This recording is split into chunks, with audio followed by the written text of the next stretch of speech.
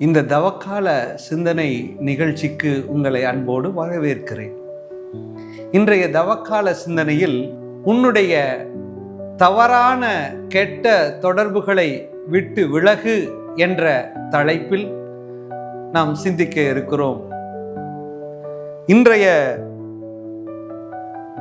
சிந்தனைக்காக 1 கொரிந்தியர் 6ஆம் அதிகாரம் 9வது இறை வார்த்தையிலிருந்து 11வது இறை வார்த்தை வரைக்கும் நாம் படிக்கிற போது, பரத்தமையில் ஈடுபடுவோர், சிலைகளை வழிபடுவோர், விபச்சாரம் செய்வோர், தகாத பாலுறவு கொள்வோர், ஒரு பால் புணர்ச்சியில் ஈடுபடுவோர், திருடர், பேராசையுடையோர், குடிவெறியர், பழித்தூற்றுவோர், கொள்ளையடிப்போர் ஆகியோர் இறையாட்சியை உரிமையாக்கி கொள்ளுவதில்லை என்று சொல்லி, நம்முடைய இறை வார்த்தை நமக்கு திட்டமாய் எந்தெந்த காரியங்கள் எல்லாம் தவறான காரியங்கள் என்று சொல்லி நமக்கு சொல்லித் தருகிறது.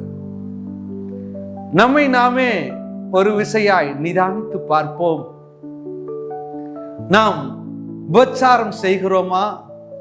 நம்முடைய மனைவியை விட்டு பிற பெண்களை நாடி தேடுகிறோமா? அல்லது ஒரு பால் புணர்ச்சியில் நாம் ஈடுபட்டு கொண்டிருக்கிறோமா? அல்லது குடி வெறியராய் நாம் சுற்றி திரிகிறோமா? அல்லது ஆண்டவராகிய இயேசு கிறிஸ்துவை வழிபடுவதை விட்டு மற்ற கடவுள்களை நம்ம வழிபட்டு கொண்டிருக்கிறோமா?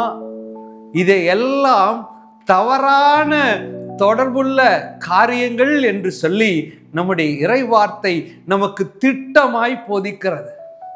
இந்த காரியங்கள் நம்முடைய வாழ்க்கையில் வரக்கூடிய ஆண்டவருடைய ஆசீர்வாதத்தை எல்லாம் கெடுத்து நம்மை அந்த விண்ணக வாழ்விற்கு நம்மை தடை செய்யக்கூடிய காரியங்கள் என்று சொல்லி நம்முடைய இறை வார்த்தை நமக்கு இன்றைக்கு போதிக்கிறது.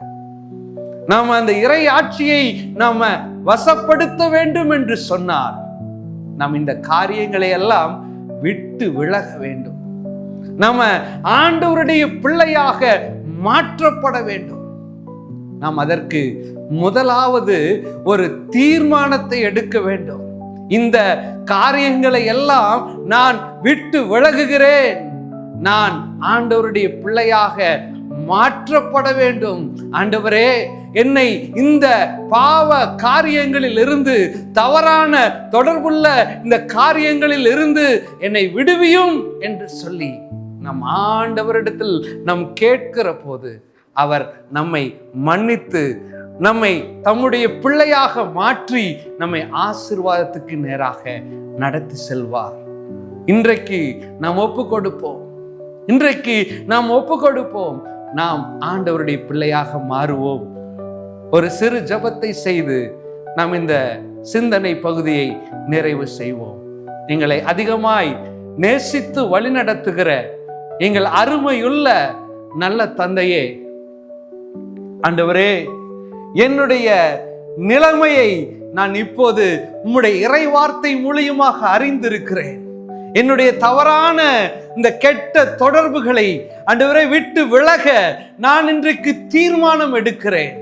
ஆண்டவரே, என்னுடைய எல்லா காரியங்களையும் உம்முடைய ஆண்டவரே விலையேற பெற்ற அந்த திரு இரத்தத்தினால் கழுவி சுத்திகரிப்பீராக, பரிசுத்தப்படுத்துவீராக.